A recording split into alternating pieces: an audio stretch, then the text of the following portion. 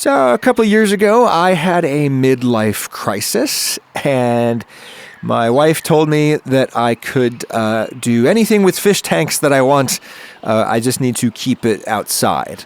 And that struck me as a perfectly reasonable compromise, and I have fully capitalized on my end of the bargain there, as you can see. So, the greenhouse is looking pretty good right now. I thought I'd give y'all a tour.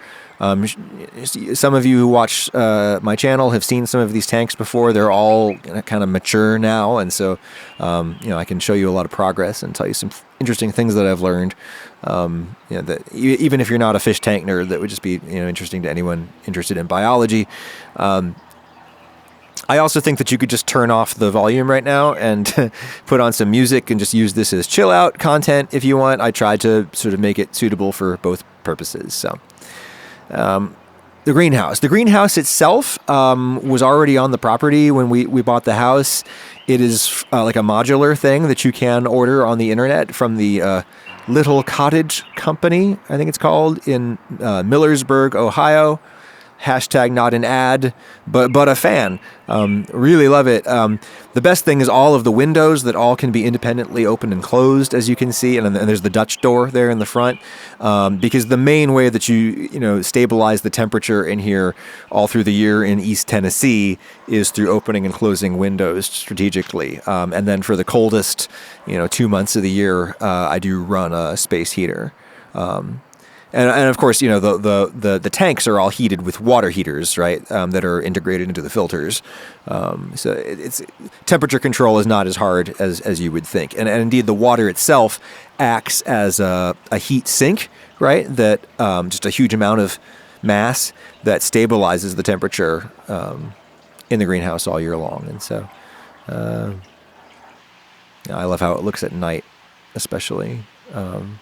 But yeah, so longtime viewers will recognize the centerpiece there in the middle, the metal trough on the floor there. So I don't know, I think when I first started this, I didn't want to commit to an aquarium. Somehow that seemed like a bigger deal. I was just like, I'm just going to go. I just want to have something to put fish in. I just went to the hardware store and bought a container. And I've actually always really, those, what I presume are galvanized steel troughs. Oh, look at my water lily blooming there. It blooms so briefly. Anyways, the troughs, I've always just kind of admired them as design objects. They just have this very mid-century Detroit automotive kind of look to them that I just think is hip. Okay, so the centerpiece there that's been really incredible is the umbrella palm. It's sold as that as a house plant. It's actually a member of the same genus as the papyrus plant that the Egyptians made the first proto paper on. And I just plopped the pot directly into the trough, did nothing to it. The root ball completely subsumed the pot. It's still buried in there somewhere. And I have to constantly knock back the root ball to keep it from taking over the entire trough. It is ridiculously happy. And I'm always harvesting fronds off of it, pruning it. Which is good because that means that it's filtering my water, right? The aquarium nerds will know what I mean when I say that I've had undetectable nitrates in there since I built it, right? It's all the fish poop gets sucked up by the plants, no problemo. Everything is spick and span clean, and indeed, the whole greenhouse is just sort of, it always looks nice. It's just not normally this clean. I cleaned it up because I shot all of this footage for a presentation that I had to give I was invited to give. I was delighted to give to my local aquatics club, East Tennessee Aquatics Association. Shout out to those guys. Thanks that was fun. So anyway, that's why I cleaned up the greenhouse and made it look a little bit less mad science lab to shoot. If you are thinking about spring cleaning right now, you might consider the sponsor of this video, which is Helix Sleep, the maker of my new mattress. Did you know that a 7-year-old mattress can contain more than 16 million colony-forming units of bacteria per square inch? A way to make sure that your sleep is as fresh as possible is to get yourself a fresh mattress like I did with Helix Sleep. The cool thing about them is that that they come in the mail, right? Like they ship them to your house in a box, which is like wild. And you don't need like movers or anything. You just, you and a friend for a king size, you haul it into place. And then you just break the vacuum seal on it and it expands. It's not like an air mattress or something. It's like, it's a real, mine is a hybrid spring and foam mattress that is ridiculously plush and comfy. Love that sucker. Not surprising given that the dusk was selected for me on the basis of my filling out the Helix Sleep quiz, which you can do at helixsleep.com/Ragusea right now. They really do have a lot of different options, big and tall mattresses, mattresses for kids. And also they have new mattress toppers. They just sent me a new one that you can put on like any mattress, like a non-Helix mattress, and it will give you many of the benefits of a Helix mattress. This one is for like back and shoulder support. Looking forward to trying that. Shipping for your mattress is free in the U.S. There's a 100-night sleep trial. Make sure that it's right for your body, and there's financing payment plans available. And right now through the end of this month, you've got the Spring Savings event. 20% off site-wide from Helix. Spring Savings event. Just go to helixsleep.com/Ragusea. Do that spring cleaning of your mattress that you might need to do. The Spring Savings event, 20% off site-wide at helixsleep.com/Ragusea. Thank you, Helix. Anyway, the goldfish trough. The only thing about this that has been a failure in my estimation is that I've been unable to keep any snails in it, and snails are useful for any freshwater ecosystem like that as detrivores. They break down dead leaves and such. But I can't keep snails because invertebrates generally are sensitive to metals, dissolved metals, particularly copper. Snails, they live about a week maybe, and then they die. However, I have been able to keep other invertebrates in there. I've had crayfish keep in there for a long time. I love how it looks at night because I have a couple of underwater lights, and they sort of project up out of the water at night, which is a cool effect. Anyway, so interesting thing. I know that what kills the snails is not the metals in the water column, it's the direct exposure to the metal. So them suckling on the metal to get algae off the side. That's what kills them. I am willing to bet you based on this sample of one study, I'll grant you. But anyway, if you look over here, this is my newest thing that I built. I call it my water table. This is sort of my latest iteration of a kind of a shallow water or a wet table kind of thing to place to play, like have lots of different little experiments going, right? Like that's what I do here. So anyway, this water table is plumbed into the trough, right? So it's the same water. It's the same water across the same system with the same dissolved metals in it. And I have a million thriving mystery snails and other kinds of snails in here.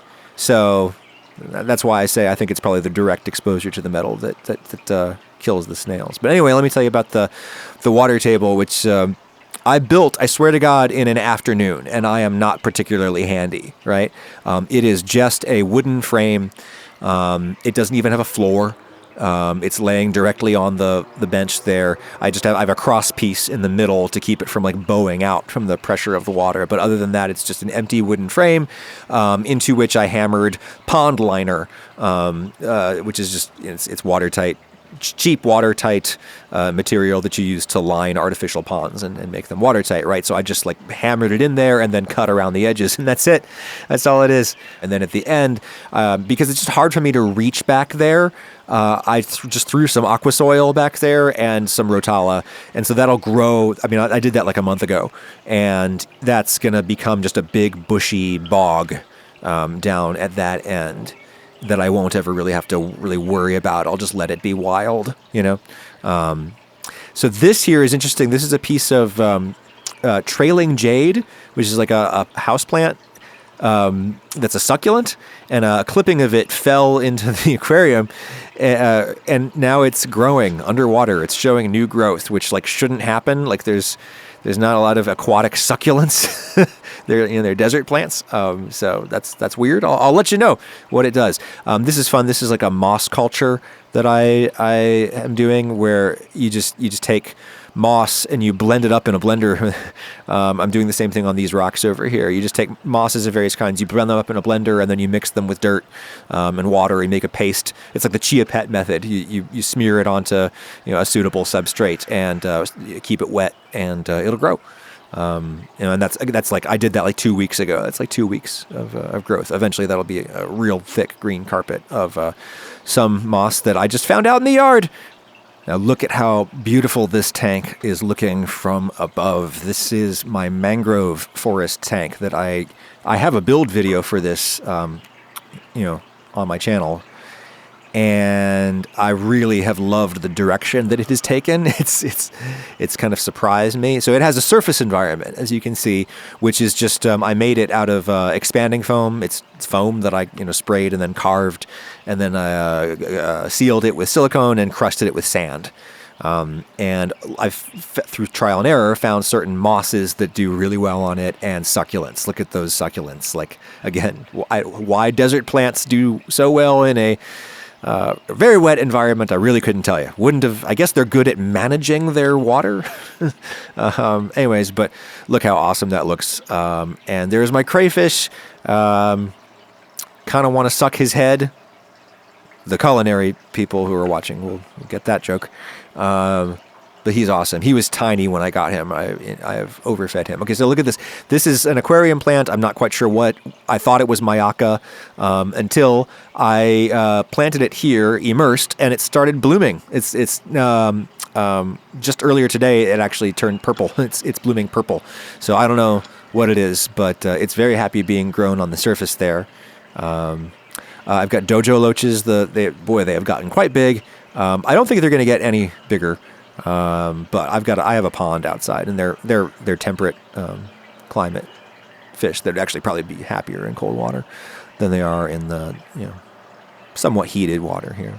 So the plant that I'm growing immersed coming out of it is pothos, a common house plant. Commonly, what aquarium people will do is buy the house plant, clean off the roots, get all the dirt off of it, and then you just put the roots straight into the water, and it'll do a really good job of filtering your water for you. And what I do with pothos that has worked really well is I just I take driftwood that I buy at the aquarium shops, and I just nail it to the walls of the greenhouse, and then I train the vines up through the driftwood, which is really easy. It looks cool, and it looks like thematic with aquariums, right? Like, so to me, I'm proud of myself.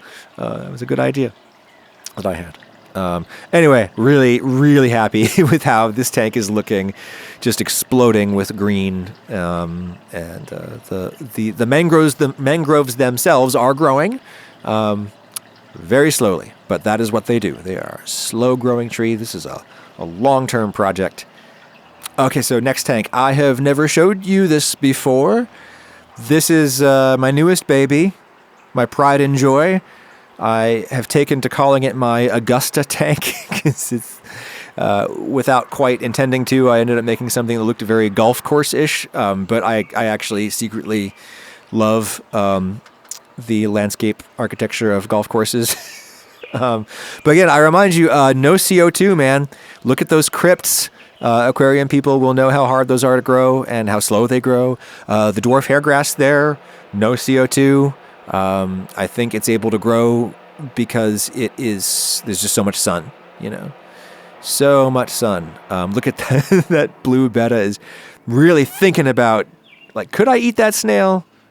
No, I probably couldn't. So, and that dude's going to feed me anyway. So maybe if I was real desperate, I'd eat an eye off of that snail or something. That's what he's thinking. Anyways, oh my God, I'm so happy with how this tank has turned out. It's so pretty. But anyway, I shot the making of this tank all the way.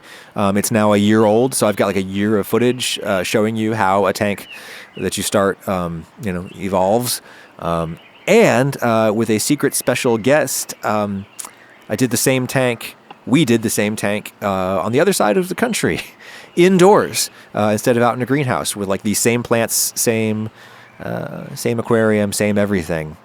And you will be able to see how differently they turn out.